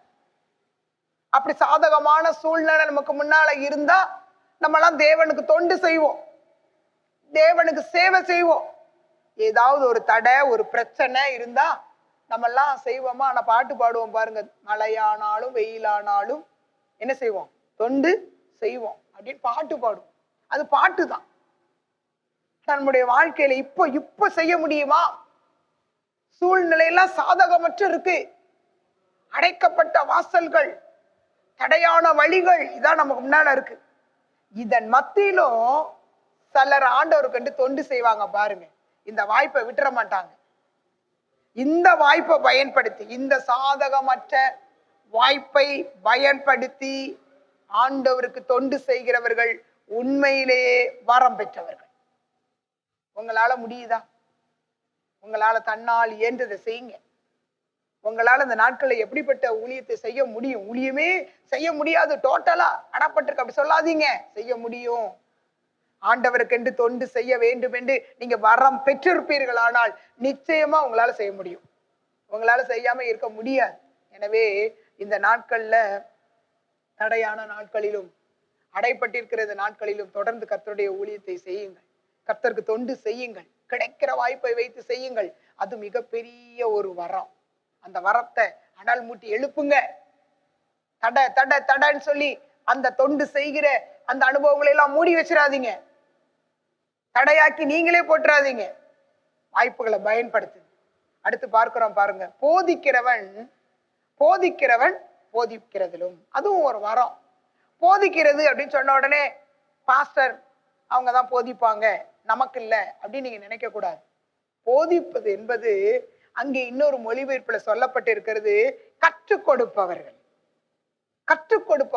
இந்த நாட்கள்ல கற்றுக் கொடுப்பதற்கு நமக்கு ஆட்கள் தேவை. அதாவது யார் கற்றுக் கொடுப்பாங்க? ஏற்கனவே கற்றுக்கொண்டவங்க தான் கற்றுக் கொடுக்க முடியும்.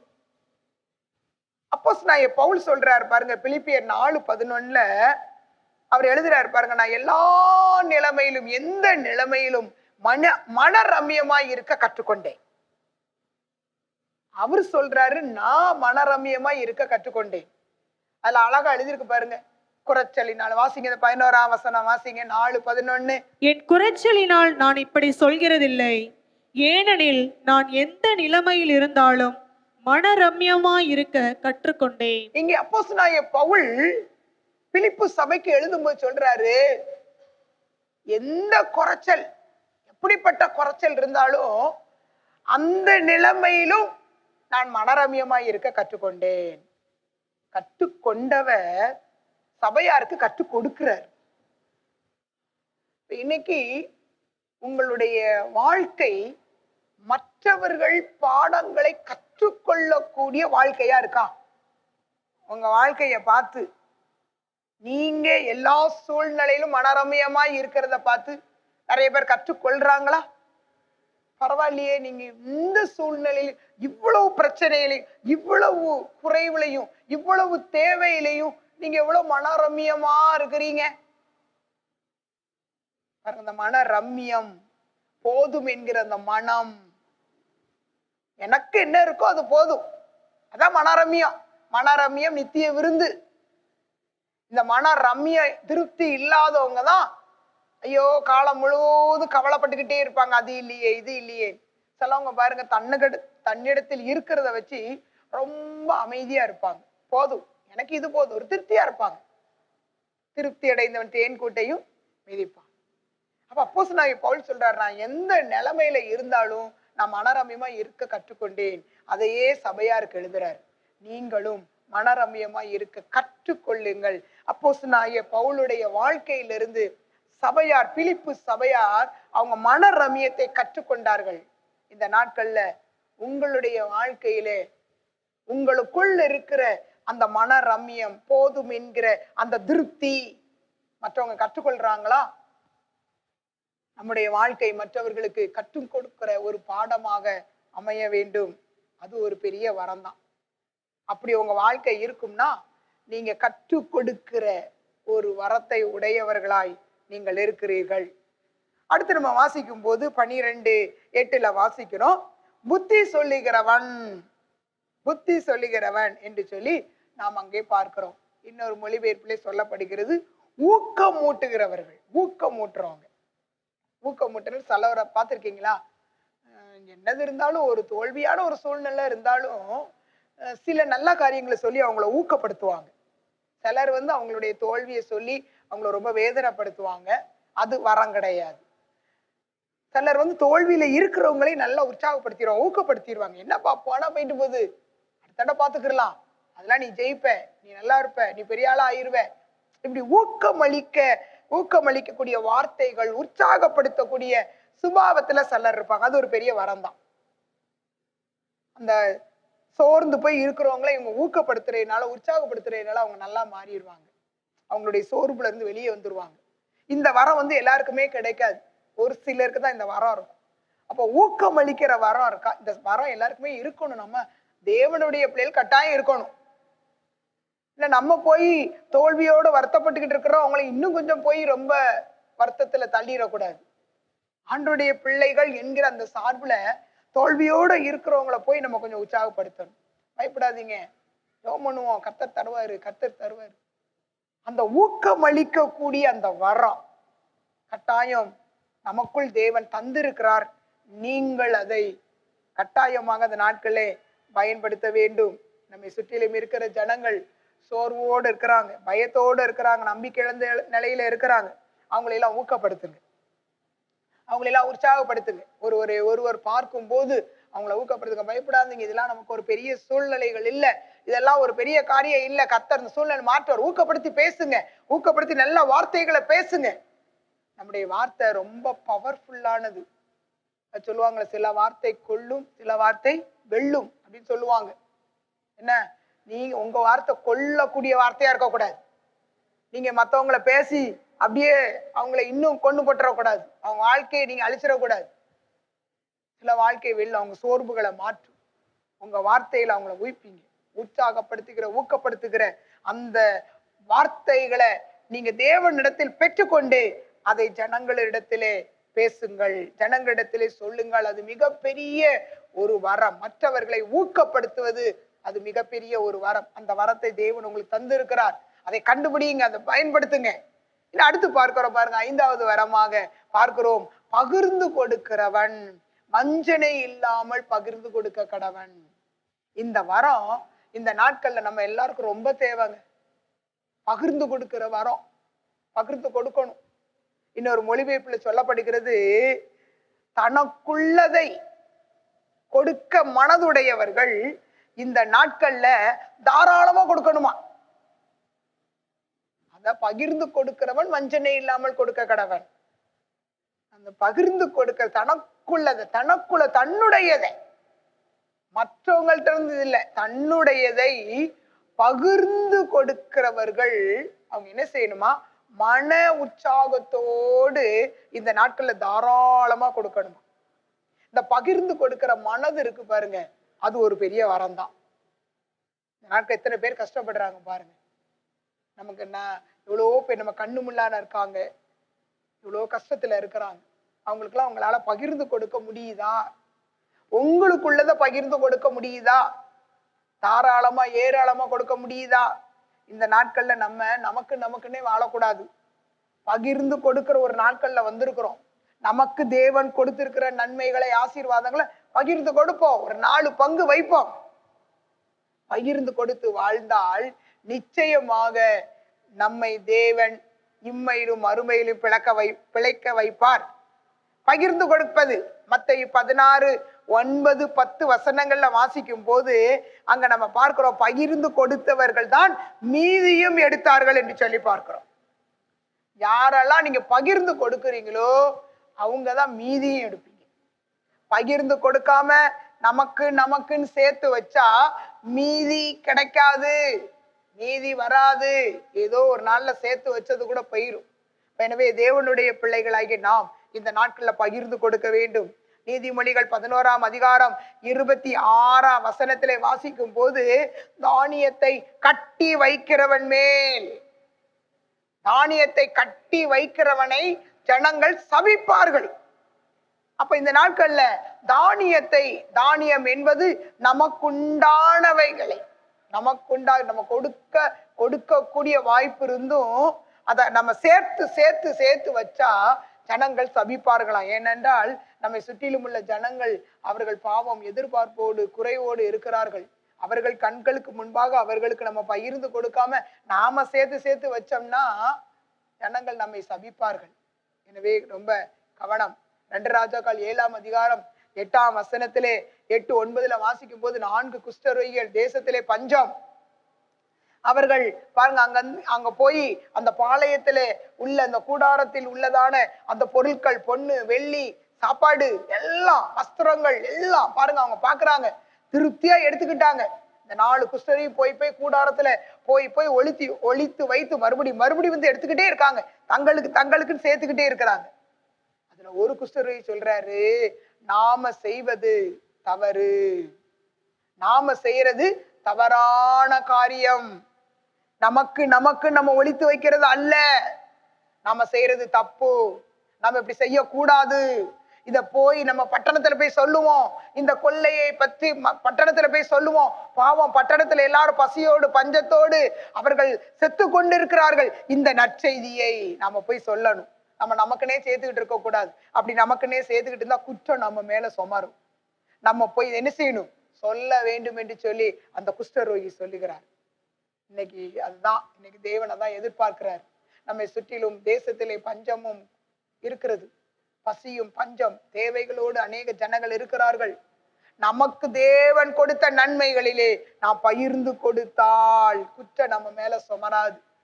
தேவன் நியாய தீர்ப்பு நாளிலே கர்த்தர் நம்மிடத்திலே கணக்கு கேட்கும் போது நம்ம கணக்கு சொல்லணும். எனவே தேவனுடைய பிள்ளைகளாகி நாம் இந்த நாட்களிலே நீங்கள் பகிர்ந்து கொடுக்கிற அந்த வரத்தை கர்த்தர் உங்களுக்கு தந்திருக்கிறார். இதை இல்லைன்னு நீங்க சொல்லவே முடியாது. வரம், அந்த வரம் எனக்கு இல்லைன்னு யாருமே சொல்ல முடியாது. எல்லாராலும் இது முடியும். நீங்க மனது வைத்தால். பகிர்ந்து கொடுக்கிற மனதை உடையவர்கள் உற்சாகமாய் தாராளமாய் பகிர்ந்து கொடுக்க வேண்டும் என்று சொல்லி நாம் அங்கே பார்க்கிறோம். சரி, ஆறாவதாக முதலாளியானவன் ஜாக்கிரதையாய் இருக்க கடமை.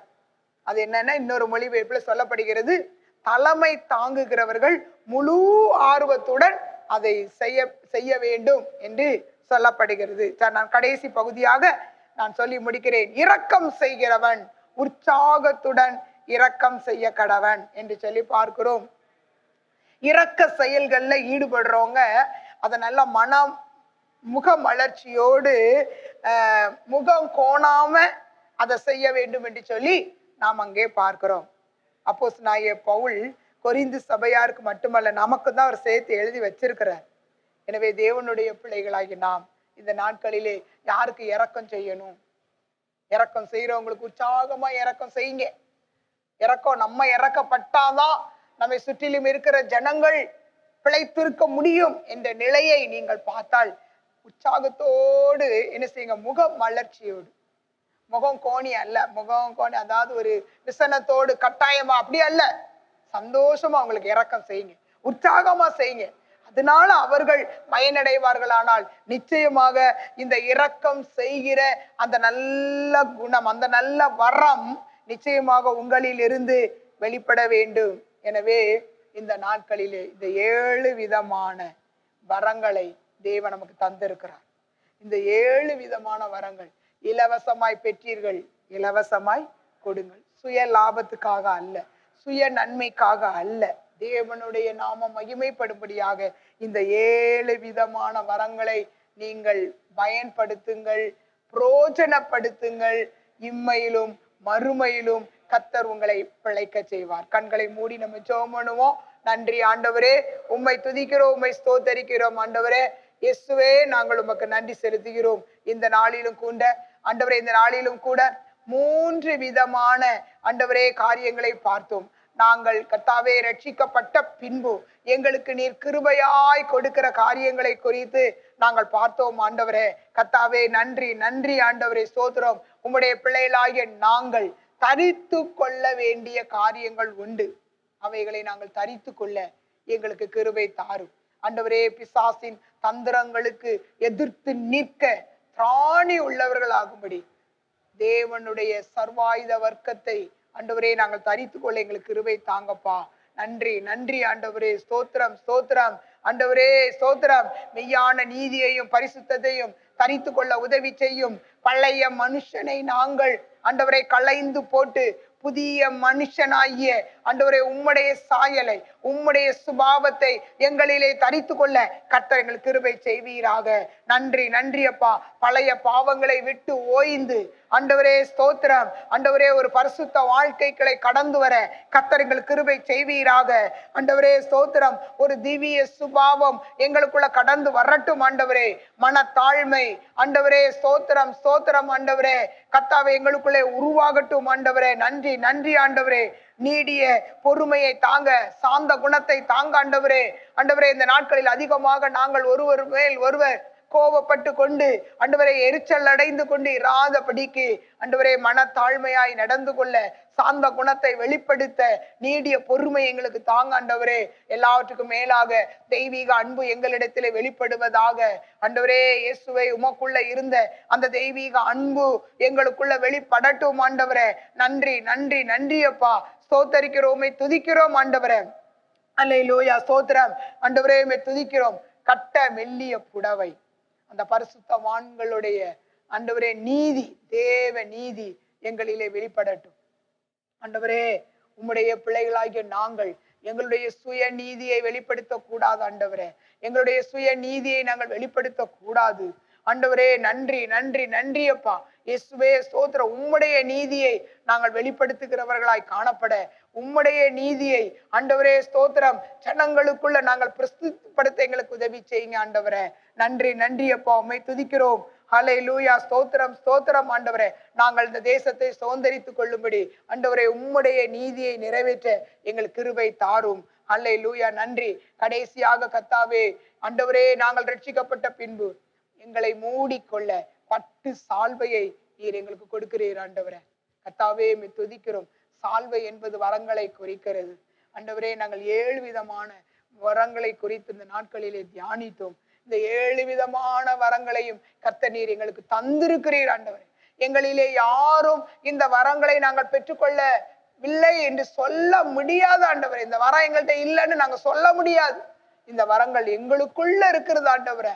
இந்த வரத்தை இந்த நாட்களிலே நாங்கள் கண்டுபிடித்து அதை ஆண்டவரே உம்முடைய நாம மகிமை கண்டு பயன்படுத்த எங்களுக்கு கிருபை தாருமையா ஆண்டவரே. ஸ்தோத்திரம் ஸ்தோத்திரம் ஆண்டவரே. நம்பிக்கை கொடுக்கும் உம்முடைய வார்த்தைகளை நாங்கள் மற்றவர்களுக்கு சொல்ல எங்களுக்கு கிருபை தாரும் ஆண்டவரே. நன்றி நன்றி ஆண்டவரே. சாதகமற்ற இந்த சூழ்நிலையிலும் எப்படி ஆயிலும் எங்களுக்கு கிடைக்கிற வாய்ப்பை கொண்டு ஆண்டவரே உமக்கண்டு உம்முடைய ராஜ்யத்துக்கண்டு நாங்கள் தொண்டுகளை தொடர்ந்து செய்ய கர்த்தர் எங்களுக்கு கிருபை தாரும் ஆண்டவரே. கர்த்தாவே, கற்றுக் கொடுக்கிறவர்களை போல எங்களை மாற்றுங்கப்பா. எங்க வாழ்க்கையை மற்றவர்களுக்கு பாடமா இருக்கணும். எங்க வாழ்க்கையிலிருந்து அநேக நல்ல காரியங்களை கற்றுக்கொள்ளணும் ஆண்டவரே. கர்த்தாவே, கிருபை தாரும் ஆண்டவரே. எல்லா சூழ்நிலையிலும் மன ரம்யமாக நாங்கள் இருக்கவும் ஆண்டவரே, அதையே மற்றவர்களுக்கு நாங்கள் கற்றுக் கொடுக்கவும் அப்படிப்பட்ட ஒரு வரத்தை எங்களுக்கு தாங்க ஆண்டவரே. நன்றி நன்றி அப்பா. ஸ்தோத்திரம் ஸ்தோத்திரம் ஆண்டவரே. கர்த்தாவே, ஊக்கம் அளிக்கிறவர்களாய் எங்களை மாற்றுங்க. மற்றவர்களை நாங்கள் ஊக்கம் அளிக்கிறவர்களாய் மாற்றணும் ஆண்டவரே. ஸ்தோத்திரம். அவர்களுக்கு ஊக்கத்தை கொடுக்கக்கூடிய நல்ல ஆண்டவரே ஸ்தோத்திரம் கர்த்தாவே வார்த்தைகளை நாங்கள் அவர்களுக்கு சொல்ல எங்களுக்கு கிருபை தாங்கப்பா. ஒருபோதும் ஆண்டவரே தோல்வியிலும் சோர்விலும் இருக்கிற ஜனங்களை போய் ஆண்டவரே நாங்கள் இன்னும் அவர்களை தோல்விக்குள் தள்ளாத படிக்கு ஆண்டவரே நம்பிக்கையற்றவர்களாய் அவர்களை மாற்றாத படிக்கு நல்ல ஊக்கம் கொடுக்கக்கூடிய நல்ல வார்த்தைகளை பேசி அவர்களை திடப்படுத்த கர்த்தர் எங்களுக்கு உதவி செய்வீராக. நன்றி நன்றி அப்பா. ஸ்தோத்தரிக்கிறோம், உம்மை துதிக்கிறோம் ஐயா. பகிர்ந்து கொடுக்கிறவர்கள் ஆண்டவரே தங்களுக்கு உண்டானதை பகிர்ந்து கொடுக்க வேண்டும். அது ஒரு வரம் ஆண்டவரே. இந்த நாட்கள்ல ஆண்டவரே ஸ்தோத்திரம் நன்மை செய்யக்கூடிய காலத்துல நாங்க வந்திருக்கிறோம் ஆண்டவரே. எங்களுக்கு என்று நாங்கள் சேர்த்து கொள்ளாத படிக்கு ஆண்டவரே எங்கள் கண்கள் காண ஆண்டவரே யாரெல்லாம் கஷ்டப்படுறாங்களோ தேவை உள்ளவர்களுக்கு ஆண்டவரே நாங்கள் கொடுக்க கர்த்தர் எங்களுக்கு உதவி செய்வீராக. நன்றி ஆண்டவரே ஸ்தோத்திரம். பகிர்ந்து கொடுக்கக்கூடிய அந்த வரத்தை உம்முடைய பிள்ளைகளுக்கு நீர் தாரும் ஆண்டவரே.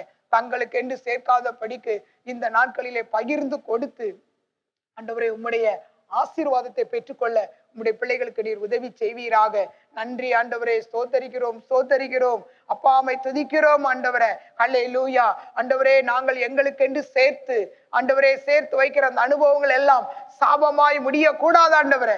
இந்த நாட்களிலே ஆண்டவரே ஸ்தோத்திரம் பகிர்ந்து கொடுக்கக்கூடிய அந்த வரங்களை உம்முடைய பிள்ளைகளுக்கு கர்த்தர் தந்தருள்ள நாங்கள் செபிக்கிறோம் ஆண்டவரே. இயேசுவே ஸ்தோத்திரம். கடைசியாக இரக்கம் குணம் உள்ளவர்களாய் எங்களை மாற்றும் ஆண்டவரே. அந்த இரக்க குணம் உள்ளவங்க உற்சாகத்தோடு முகமலர்ச்சியோடு அதை செய்யும் போது ஆண்டவரே அந்த இரக்க குணம் உள்ள அந்த வரம் ஆண்டவரே ஸ்தோத்திரம் ஆண்டவரே கர்த்தாவே உம்முடைய பிள்ளைகளுக்கு வெளிப்படுவதாக இயேசுவின் நாமத்தினால ஆண்டவரே ஸ்தோத்திரம். நன்றி நன்றி கர்த்தாவே. இரக்க குணத்தை வெளிப்படுத்தி எங்களுக்குள்ள இருக்கிற வரத்தினால் ஆண்டவரே நாமத்தை மகிமைப்படுத்த எங்களுக்கு உதவி செய்வீராக. நன்றி நன்றி. தேவனுடைய ராஜ்யத்திற்காகவும் ஆண்டவரே தேவனுக்காகவும் இந்த நாட்களிலே எங்களுக்குள்ள இருக்கிறதான இந்த 7 விதமான வரங்களை நாங்கள் பயன்படுத்தி பிரயோஜனப்படுத்தி கர்த்தாவே உடைய ராஜ்யத்தை கட்ட எங்களுக்கு உதவி செய்யும். நன்றி ஆண்டவரே, துதிக்கிறோம் ஆண்டவரே. இந்த 7 விதமான வரங்களையும் நீங்கள் பயன்படுத்தும் போது இம்மையிலும் மறுமையிலும் கர்த்தர் உங்களை பிழைக்க செய்வார், ஆசீர்வதிப்பார். இயேசுவின் நாமம் மகிமைப்படுவதாக. ஆமென். நம்முடைய கர்த்தராகிய இயேசு கிறிஸ்துவின் கிருபை, பிதாவாகிய தேவனுடைய அன்பு, பரிசுத்த ஆவியானவருடைய நம் அனைவரோடு கூட சகல பரிசுத்தவான்களோடு நிலைத்திருப்பதாக. ஆமென். என் ஆத்துமாவே கர்த்தரை ஸ்தோத்திரி, முழுவதுமே கர்த்தருடைய பரிசுத்த நாமத்தை ஸ்தோத்திரி. என் ஆத்துமாவே கர்த்தரை ஸ்தோத்திரி, கர்த்தர் செய்த சகல உபகாரங்களை மறவாதே. ஆமென். God bless you. கர்த்தர் உங்களை யாவரையும் ஆசீர்வதிப்பாராக. ஆமென்.